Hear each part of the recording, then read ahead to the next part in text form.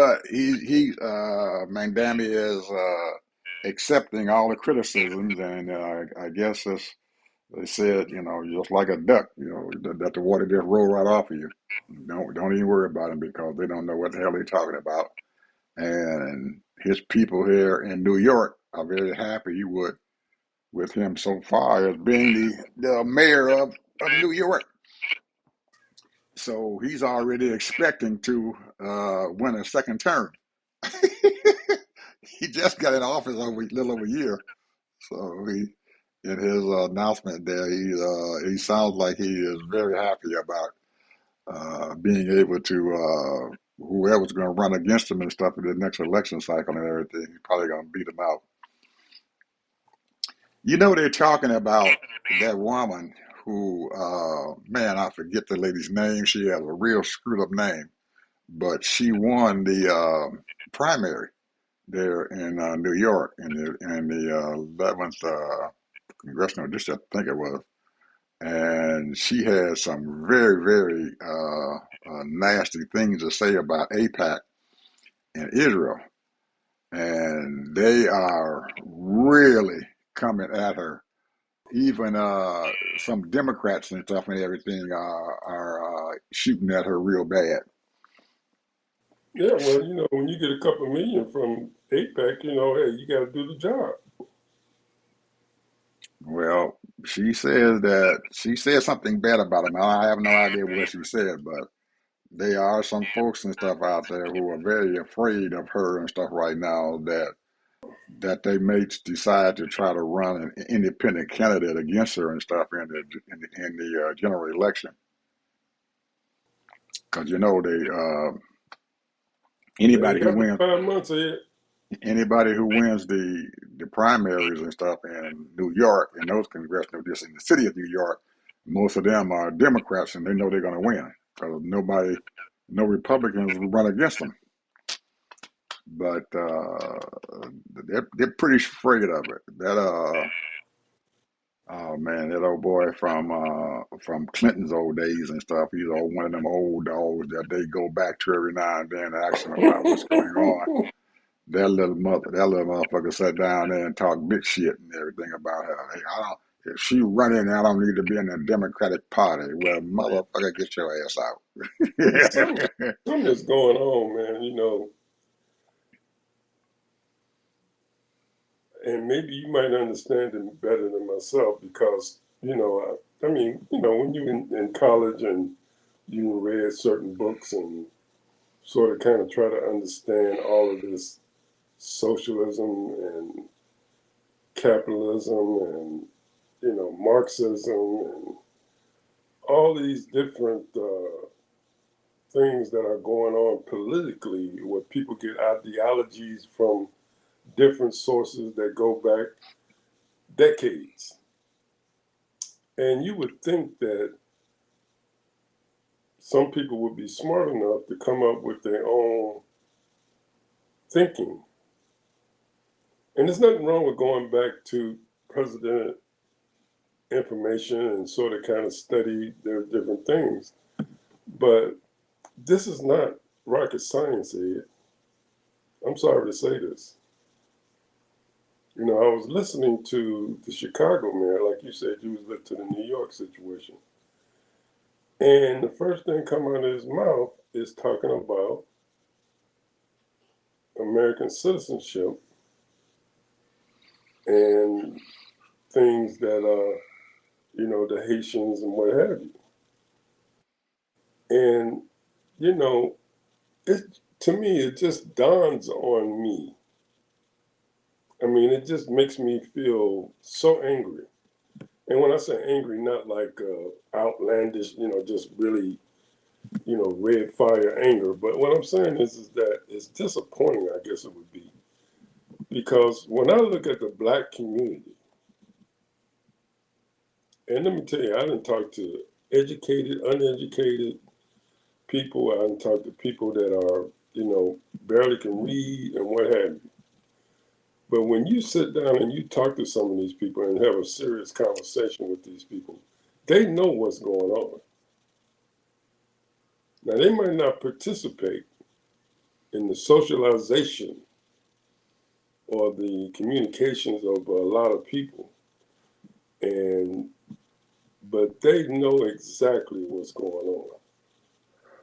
And to me, what a waste.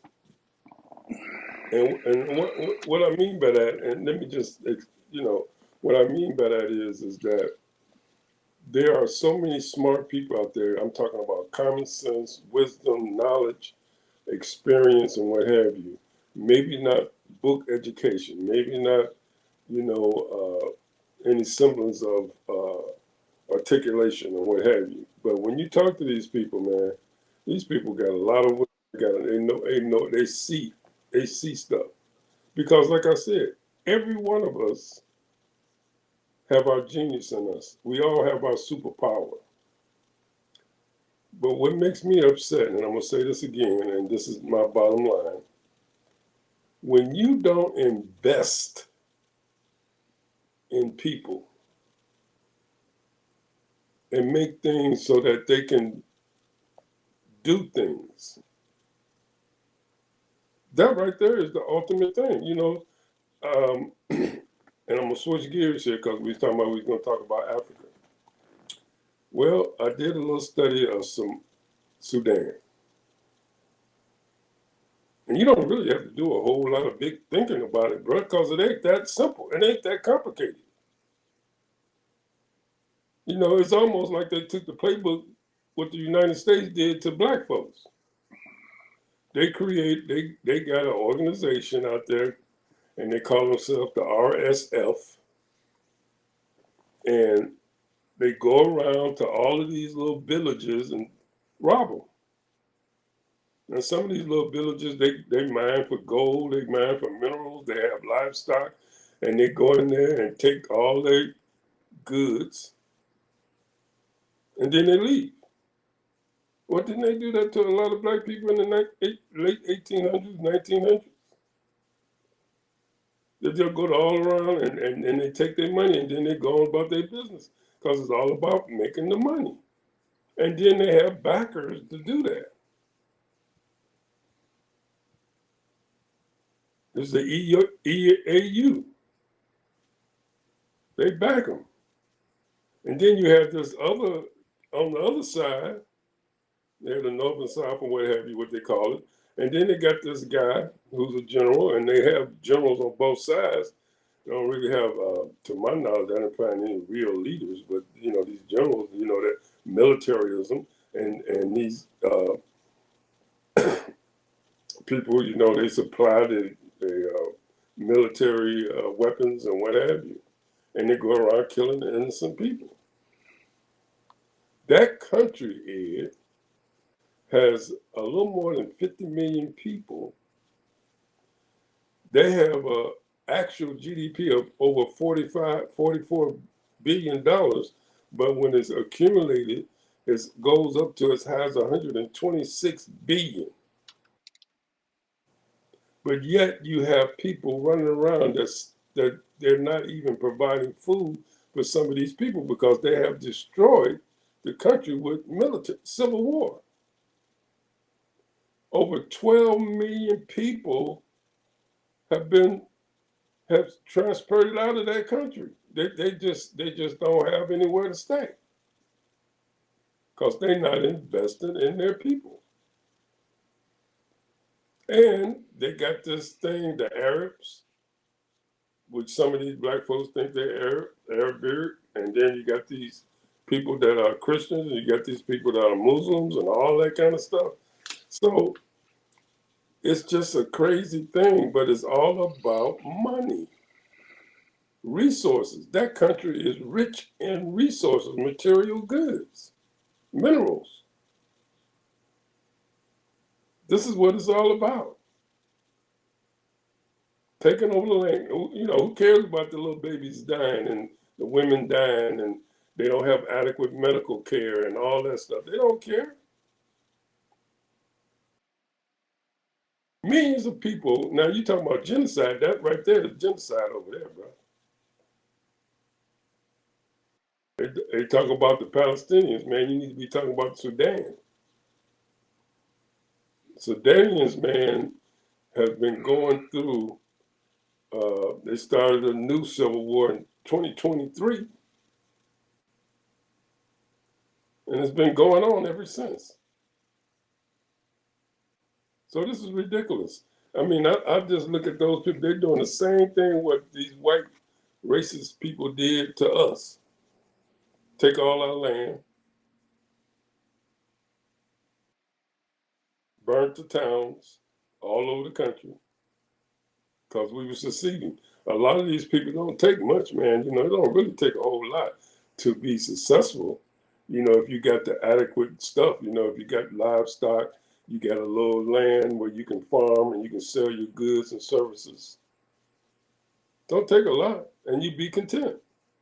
So they go in and they destroy those people and kill their livestock, kill a few innocent people, and take their materials, their resources that they gather.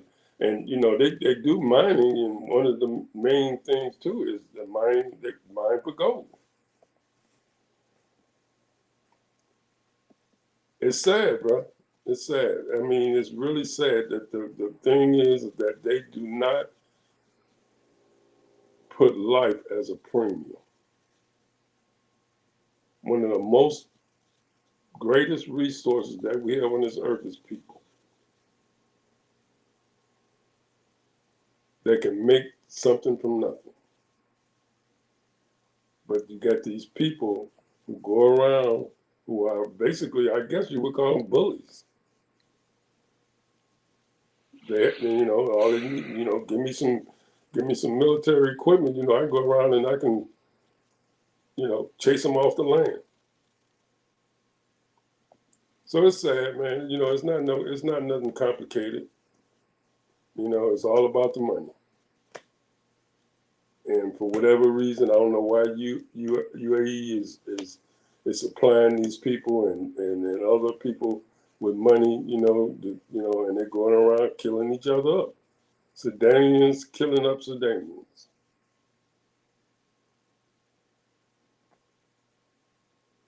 I'm Arab. It's crazy. Well, I guess if you actually take a big picture and stuff of that and what's going on, it's what you are seeing, man, is probably all over the world. Uh, Even in these civilized countries that we have, you know, you got Mexico and Colombia and stuff here and everything, and Yep. you got a government and stuff there and everything, but then you still got people who are in those outlying areas that the government can't control and stop. You have gangs running around who are doing the same thing with the people. They are enslaving those folks and stuff and everything, and taking their farmland or taking whatever money they have, and they prey on the weak, and that's why you see a lot of them coming across their border and stuff and everything into the United States and everything because they're sick and tired of being uh, used and abused by what's going on there in their country. And our only thing and stuff just to tell them when they do try to cross the border and everything, get back to your own country. So they either go back and get killed or they go back and starve to death and everything in their own country. And the only savior that they have and everything coming across the United States is that they can get some kind of a job over here and send money and stuff back to their people that they leave in those countries. So we looking at Africa, the same thing is going on. You got people and stuff outside those larger cities and everything are preying on the villagers and stuff who are the farmers who are out there tending their goats and or like you said, digging into you know, hole in the ground, trying to find a little bit of gold and everything so they can be able to keep their families going.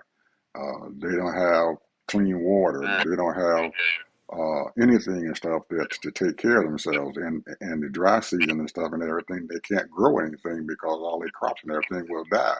So they are subsisting and stuff on wherever they can.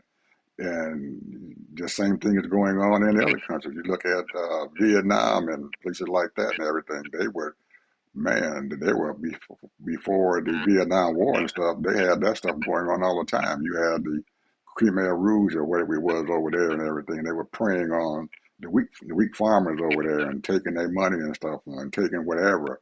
And because they were fighting a war against the established folks and stuff and everything, the government there, and so they make the villagers and stuff pay for their war. So it goes on, man, all over. It's almost like uh, domestic violence. Somebody prey on me and beat me up, and as soon as I get old enough and big enough and everything, I do the same thing. Mm. That's what happens with domestic violence. Anytime you get into a domestic violence situation, even here in this country, the person and stuff who is in that domestic violence, they turn around and they do the same thing to their spouses or their girlfriends or whatever because they were in that situation. They they were beat up, they were whatever, and they moved that their violence and stuff off. And most of them will say, "Well, I wouldn't do that. I'm not going to do that," but they do. They turn around and commit those same crimes again to whoever their loved ones or the people that they are supposed to be together and stuff and trying to work together to have a good home. So it's perpetrated, man, all the time. And the same thing goes on there, those folks and stuff who are being beat up and all that. The guys come in there and rob them and everything. So as soon as the kids and stuff get old enough and the men get old enough, they go back out and do the same thing all over again. We have to go out there and rob somebody else too. So it's a vicious circle. Uh, Well, they, you they, know, that they, the thing is, you gotta look at it like this, though, Ed. The one thing for sure is that there's always going to be cream going to the top, and there are people that progressively, they are studious enough to make things even better than the next door neighbor, or 5 miles, 10 miles, 20 miles away. And they're seeing that this person is growing. And, we always heard about what they say, the crabs in the barrel. mm-hmm, And they see that person progressing all of a sudden because he has the ingenuity, the innovation, he has the intellect, he has the smarts to progress. And so those people that surround him see that, and they say, "Look at him. He think he's something mm-hmm. because he didn't work his butt off to get what he's got, and now they're jealous. Let's take what he got." Mm-hmm. Or destroy them, Yes, sabotage, whatever. sabotage them, stab them in the back or wherever. Their thing is to do that. I don't care. I'm gonna stab him in the back so he doesn't rise above me. And that's the mentality and stuff that we have, especially here in the United States in our community and stuff. We have a lot of folks out there who don't want people to thrive and to do good. And man, you see that even with our heroes and stuff out there. I'm looking at Tyler Perry and everything, and hearing what he has accomplished and stuff over his life, man. But he had people, even close folks and stuff and everything, that sit around there and stab him in the back. Well, he did this and he did that, and he should have did this, he shouldn't have did that. Well, these people are dragging him down or trying to drag him down and everything, and then they're ruining their careers at the same time. So in essence and stuff, it's inhibiting his growth, Tyler Perry growth and everything, because you got bad stuff out there. He got to sit there and answer all this bad publicity that he's getting, or people coming around and saying something about him, and that's where he's spending his time instead of being creative or being able to create jobs and stuff for the people in the community here in Atlanta.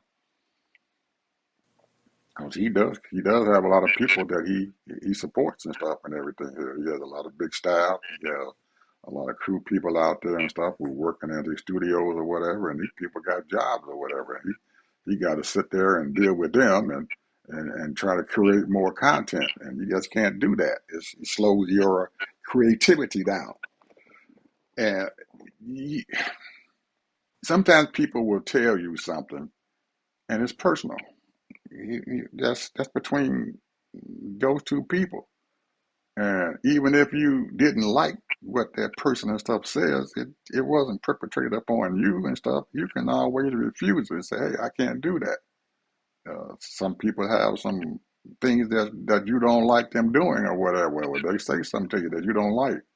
Hey, but that's personal. You don't bring that stuff into a business relationship or bring other people outside you and everything and say, "Oh, he did this, he did that," to me and all that. And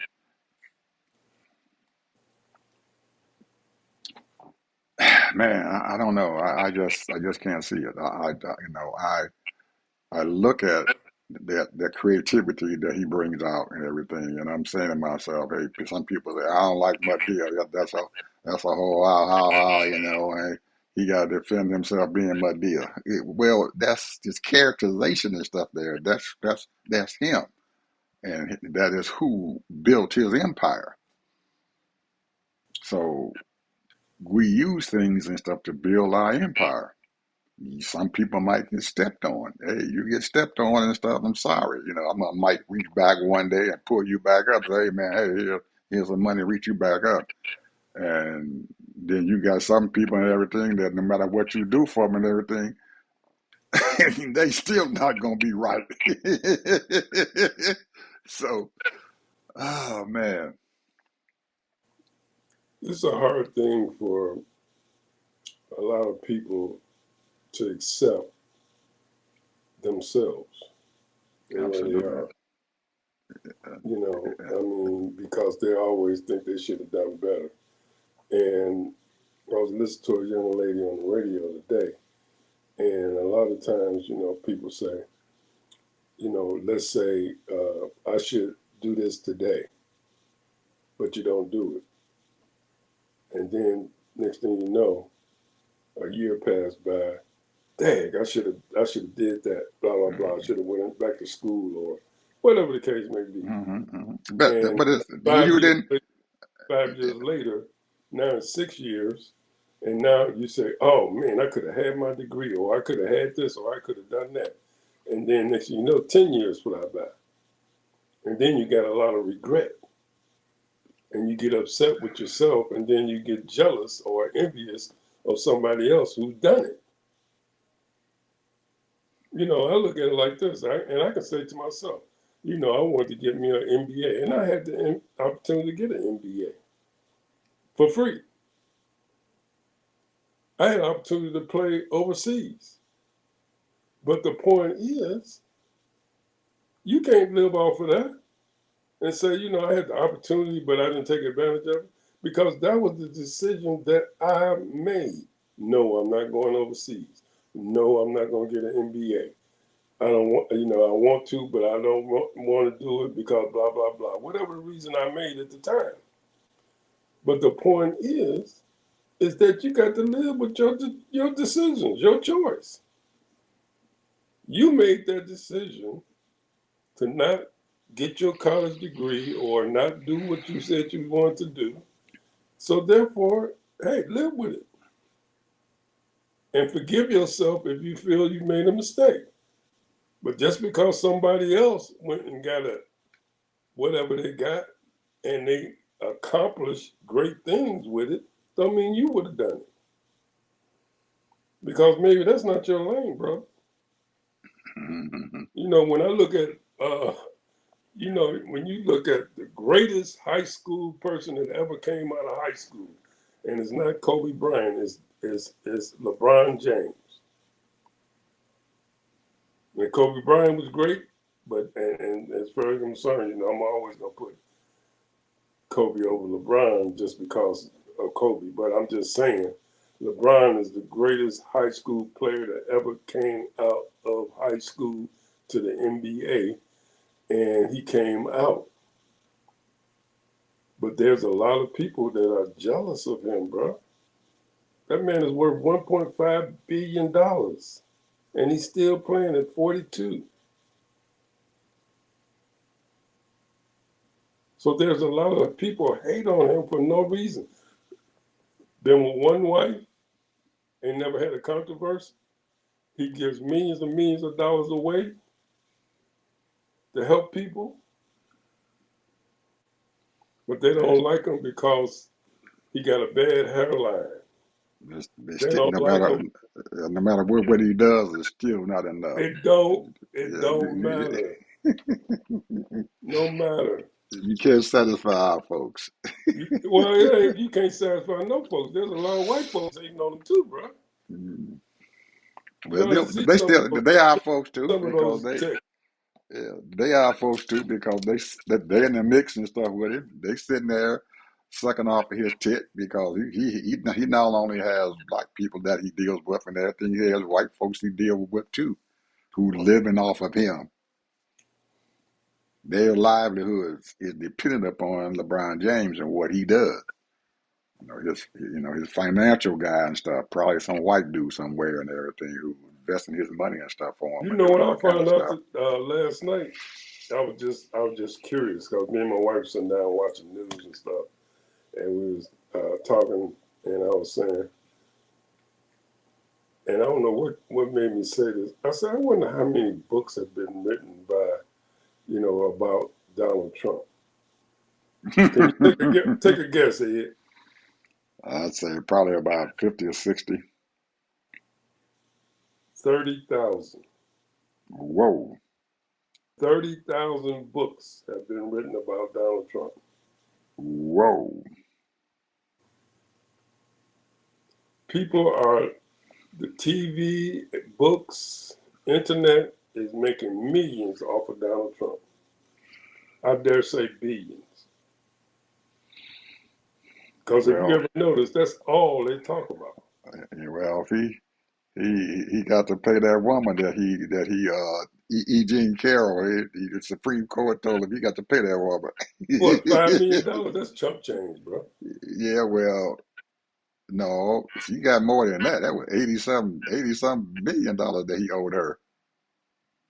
He Well, owed her they, a lot they of just money. approved 5 million. I don't know if she got that 87 million or not. Yeah, well, he owed her 80 some million dollars and stuff. 'Cause, she filed after she had won that case and stuff. She filed another lawsuit on it right behind that because he denigrated her again.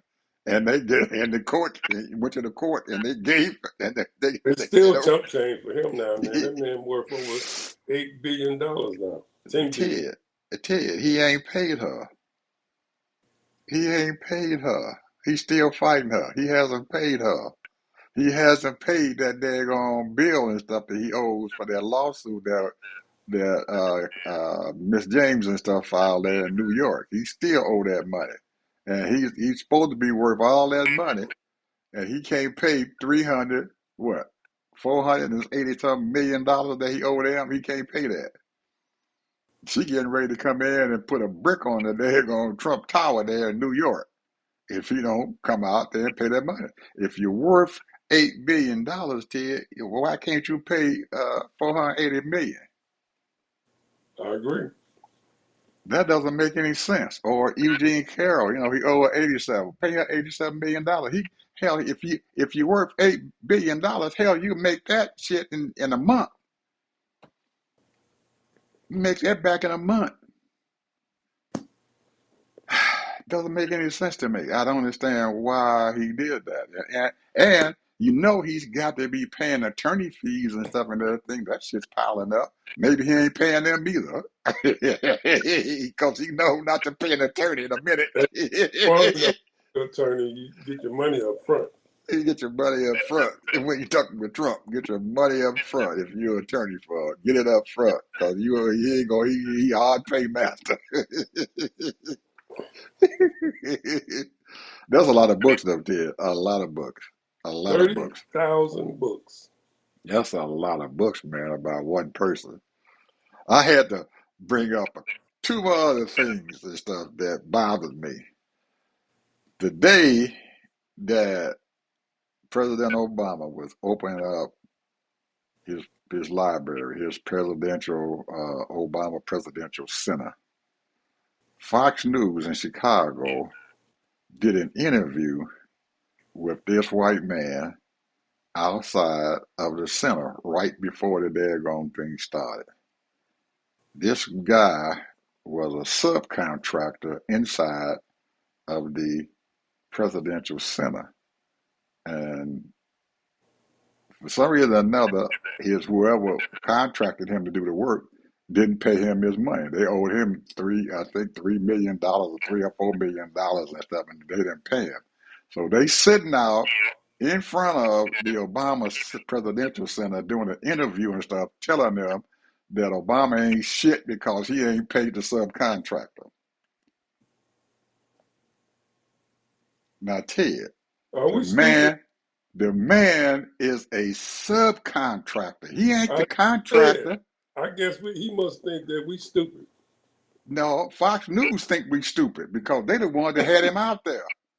They the ones that sat out there waiting for at least 15 minutes, and they brought the shit back on 2 or 3 times about they didn't pay him.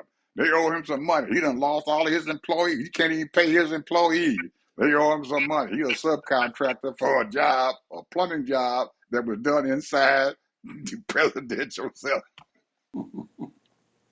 That's some crazy stuff, man. And it just so happened he was on Chicago's Fox News program. So Fox News still sitting out there trying to beat up on Obama. like President Obama had anything to do with that. Like anything to do with that. The man's a subcontractor, but they blaming Obama. He ain't got nothing to do with it. He done paid the contract. I don't think he can do it to pay the contract. That's just like me sitting there and I done contracted you to do a job for me, and the guy that you hired to come in to do part of the work and everything, they looking for me to pay him. I paid the subcontractor, the contractor. I mean, the subcontractor. This thing is with the contractor, not me. I have nothing to do with it. I can't make that contractor pay him. All I But know is I paid you. I paid the contractor. He got his money. You need to go after him. They never mentioned the contractor's name. Hmm. The only one they mentioned was Obama. That was his library. They should have been paying me. I did the best work that I could do. I solved problems in there. They had some problems going on, and I solved all of them because they couldn't solve them. I don't know why they didn't pay me.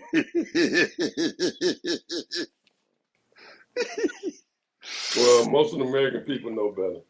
Yeah, they had to because everybody was sitting out there who was at the center had a damn good time. They have the center is booked solid until November of this year, and pretty much they got a few openings and stuff all the way until next year. He got bookings that go into next year to come inside his center, but Trump can't get he can't get 10,000 people at the damn At the state fair. he can't get at the mall. He can't get 10,000 people there. Hey, you know what really kind of tickled me is that you didn't even have enough nerve or little sense to have little kiddie rides. Yeah. All I saw is that big Ferris wheel. Maybe you might That have. big fan wheel, I and don't know. it broke down. And it You're broke down the right. first 2 days. They out there doing the show. They gonna have a bull riding contest over here in the mall. Ain't nobody showing up.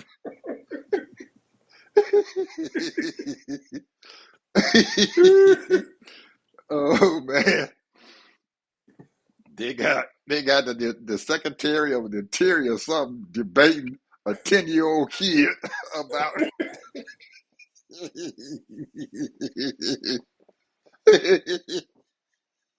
He was debating the kid about uh the witches, the witches, and remember in the old days they had used to kill the witches and stuff Hmm. in Boston and everything. He debating this kid about them killing the witches and stuff. I said, you these Negroes has got to be insane. Oh man, a 10-year-old child telling him about killing a witch. Man, I don't know.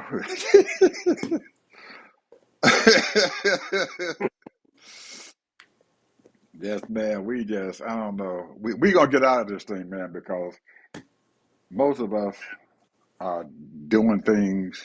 It ain't stopped Obama. He's still out there doing his stuff.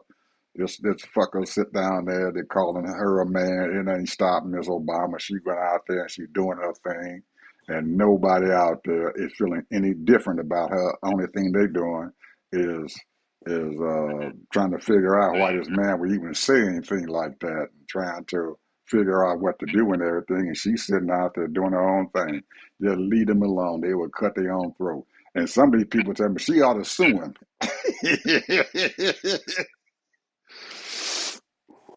Michelle is done with that crap. She just keep on going. So there's same old stuff going on when she was in the White House. She just let that stuff just roll off her back because she know who she is.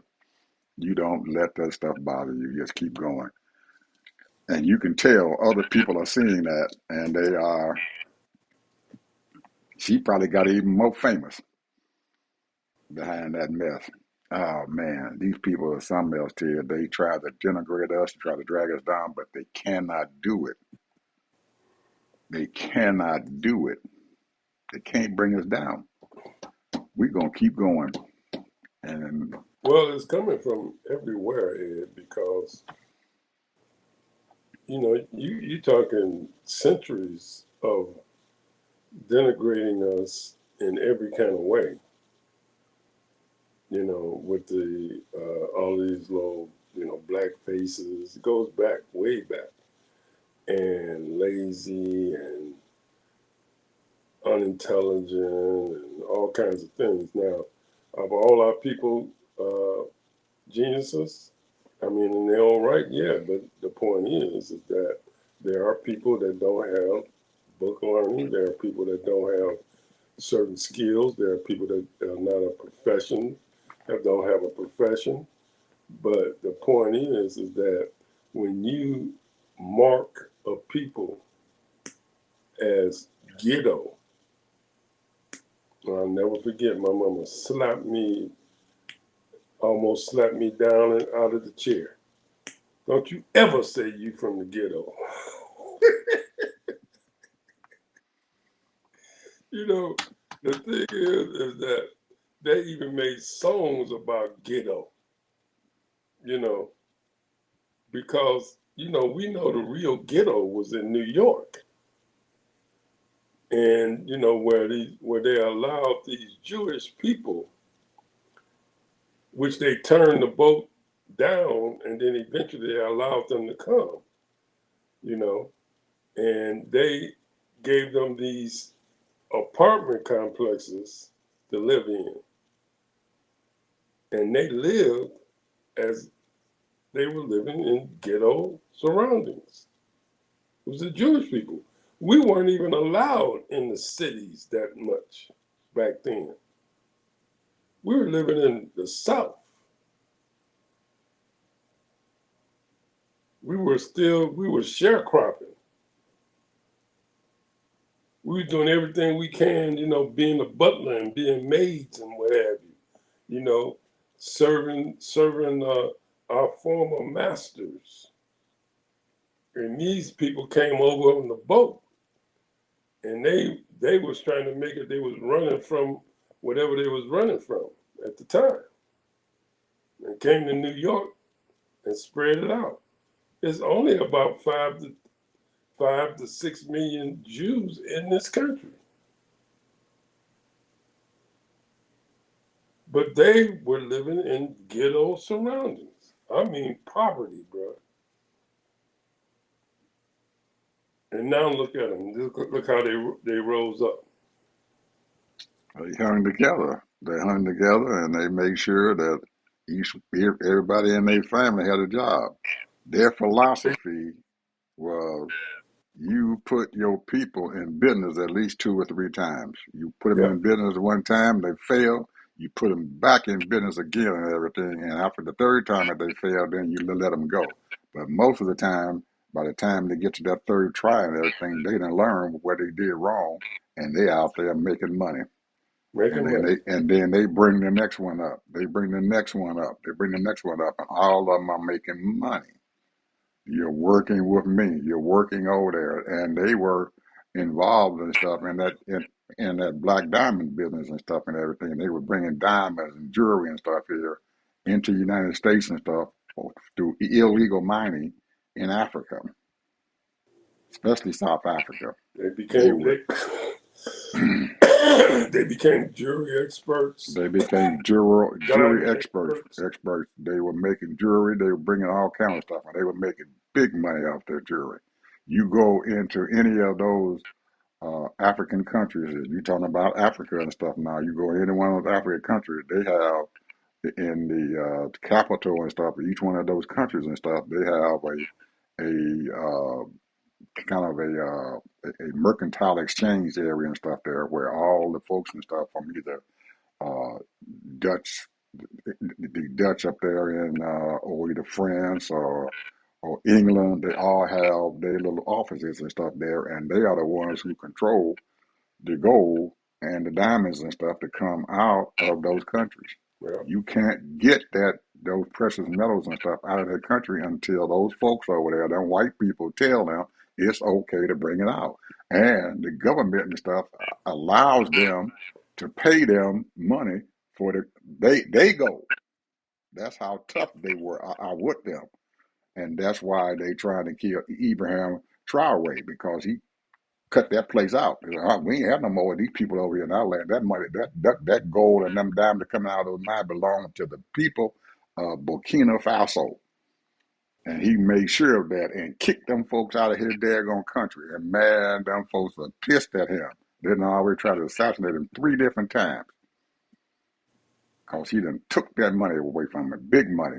And they found out right after he did it that they were stealing uranium out of Burkina Faso. mm, People want uranium. Oh man, that's almost just as expensive as gold and diamonds is. And they were stealing the uranium. They weren't even telling the government that they were getting it. They had people within the government, black folks and stuff, who were allowing them to take the stuff out because they were paying them nickels and dimes, pennies, nickels, and dimes. pennies, nickels, and dimes, and they making billions of dollars off of that. And Well, he stopped it. He stopped it. He said, that's after that he stopped it. He found out what they were doing with the uranium, and he stopped the uranium. He said, "Well, we close that mine down." He said, "Whenever we get rid of the gold and stuff and everything, then we start selling the uranium." And they, oh man, they, their white people still mad at him. well, But the big thing is, and this is the reason why, you know, America has a lot of minerals and resources, but it takes a lot to mine it, and it takes time to mine it. And a lot of these other countries have been mining this stuff for decades and decades. And so therefore they have these resources available and they know, and it's plentiful. You know, one of the things that, a few things that the American has, as far as the way our country has worked is that we have uh, different things that we provide the world. But mostly, when you look at all of these other countries, I was just talking about Sudan, man, they got minerals galore. mhm. And you got other countries in the continent of Africa has those are minerals and, they and, they and they they resources galore. they are the continent of Africa is the mineral capital of the world. They got so much minerals and stuff in the ground that they have sitting there in Africa. It is unbelievable. Nigeria has become absolutely rich off of the oil that's coming out of that country. And guess what? They pissed off Trump.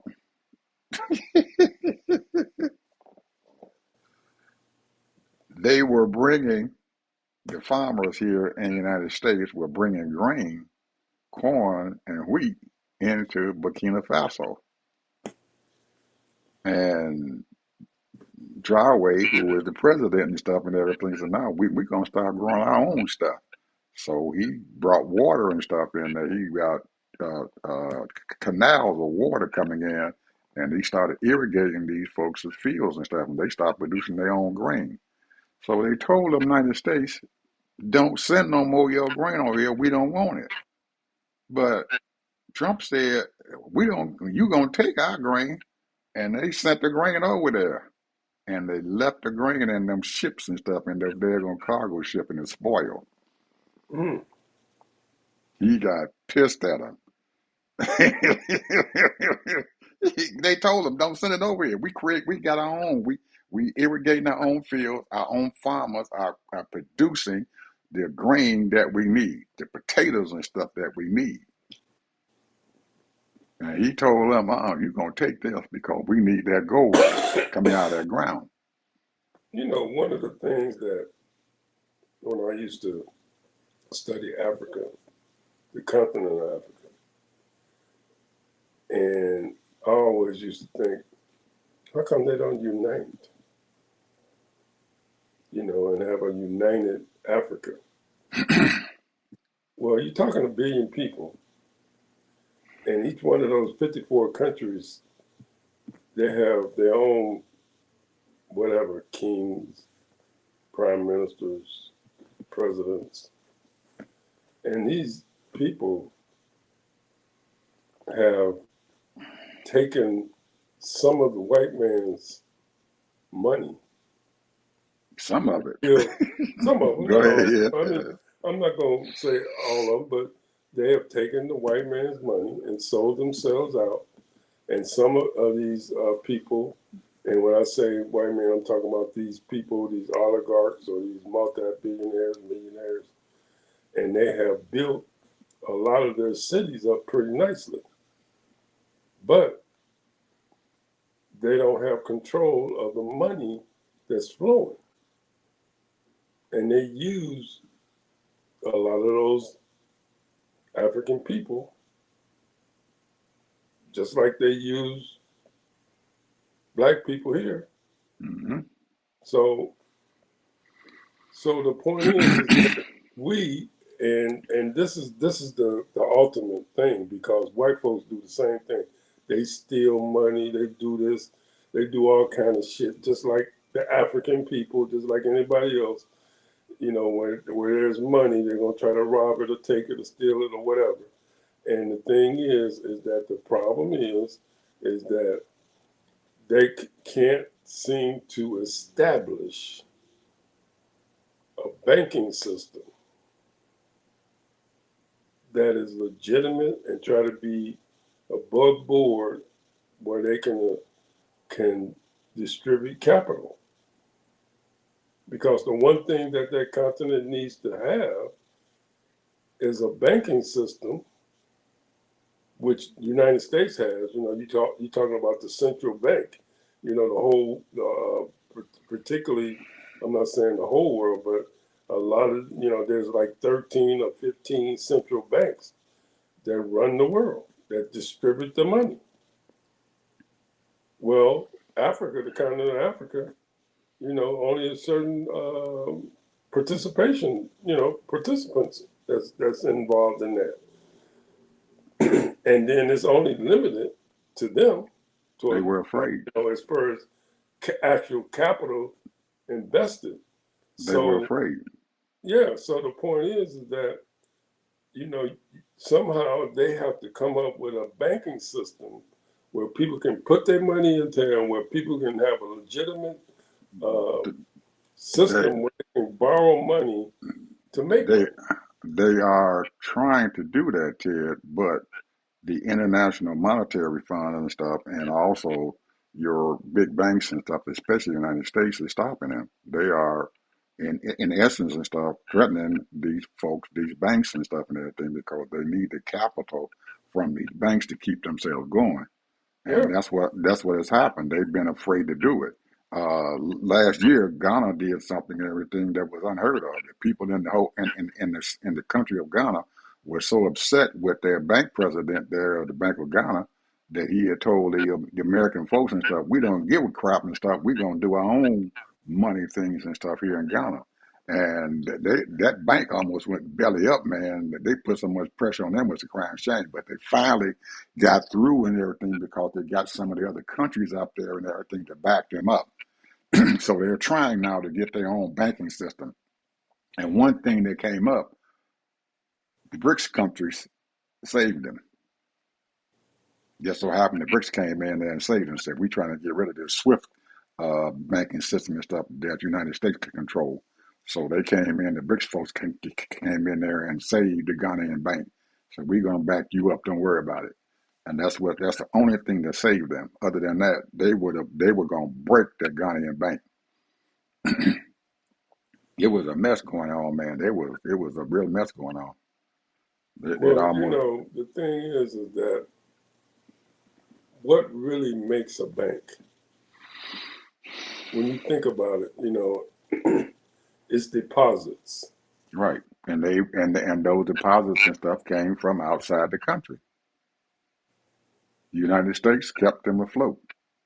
They used their banking. France did the same thing. They used their banks and stuff and everything to make sure that their money stayed there, and they were being solvent because they weren't getting enough money from the government and everything to put into to the banks and everything because the people in Ghana and stuff, they still deal in money, cash money, nothing else. That's all they deal with cash money. But they don't. A lot of times they don't support the banks and everything. That they go to those forex exchanges and do their money thing. So the forex exchanges and stuff are just as powerful as the banks and stuff work. They got a real screwed up system, man, and they're fighting to keep this system going. Yeah, it's really, now that right there is really complicated because it's because it took centuries, I would say, yeah, centuries before the World Bank and these different mechanisms of these super banks have they're all over the world now, and we, for so many times, we went with the petrodollar and all that kind of stuff and gold and whatever, and it's really kind of complicated to a certain degree, but it's not that complicated because there's a thing called community banks where you can be independent from all the other banks. You'd be like a community bank, and you you have to have the community participate because when they make money, then they put their money in the In thing. your But you bank, have to deal with just strictly cash. I mean, what I mean is that okay, I just got a check from my employee. I'm putting my $600 into the bank, but I'm gonna have to spend so much to take care of myself for food, blah blah blah blah. But then you accumulate so much money in that community bank where you can borrow, loan money out to these businesses to start businesses in your community. Now, if you bring in some major uh, corporations that's in the community or in the city, and they start depositing money, then you have more money to distribute, building houses, building businesses, that type of thing. But it's not really that complicated, if you do community banking. But the thing is, now you have the problem is that once you open up these banks and you're dealing with cash or whatever, uh, you have to worry about thievery inside the bank as well as people that like to come in and rob banks. So you have all that issue. If they come in and take all your cash and you don't have your cash stashed away somewhere in another location where you can distribute money, then you got an issue. And then now everything is so digital. You know, I put $1,500 in the bank, and I can use my card to pay for certain things. So it's really that right there part is really complicated now because now Or if somebody comes in and hacks your computer system and takes your money from you, there you go, that too. they can get into your computer system and hack themselves and take that money right out of there. You don't have Take any it money. right out. And there's no insurance. In those countries out there, there is no financial insurance to back up any losses and stuff there. No, In the United you States, ain't they got got no federal insurance. government to back that Yeah, up. you got to back it up. You got to have that. And we don't. They don't have that in no foreign country. They're just out there on the island all to themselves. And if you are doing central banking and stuff with people in another country and everything, and all of a sudden you need some money and stuff, and you ask the bank and stuff, I need some money from you because I'm getting low on cash and stuff, and this bank said, well, okay, we'll think about giving it to you, and you wait 3 or 4 weeks and stuff before you decide to transfer that money over there into that bank in Africa and everything. In 3 or 4 weeks, that bank can go damn near belly up, man, broke because they can't do business and stuff because they don't have any money, no capital. That's what they were afraid of there in Ghana, that the banks and stuff were not going to back them up on loans and stuff that they had made. Well, when you think about it, though, think about this. And I know just being in banking, and I've met certain people. And the thing is that there are companies that's out there that independently, they're not a banking system, but they do loan money out. Now, some people call it dark money, some people call it, whatever. But the point is that there are people out there that loan money to do mortgages, loan money to start businesses, and what have you, and then they charge a higher percentage rate. However, and a lot of times you got certain companies, and I know that I'm trying to think of a football player. He has this type of business, and he has a loan company, and he does mortgages and all that kind of stuff. Derek, I can't think of his last name, but he used to be a linebacker for the Buccaneers. And a lot of these people are loaning money out to buy houses and what have you. And usually, he's doing it for friends and people he know, or friends that who know somebody and know what have you that's pretty dependable, where his money can still grow and then he can also help the community. There's a lot of people that's doing those types of things. And the same thing can be happening in Africa, in the continent of Africa, small community loan people or small community banks. It don't take that much. 15 years ago, you can open up a little small bank for $75,000. Mm. Probably about $500,000 now.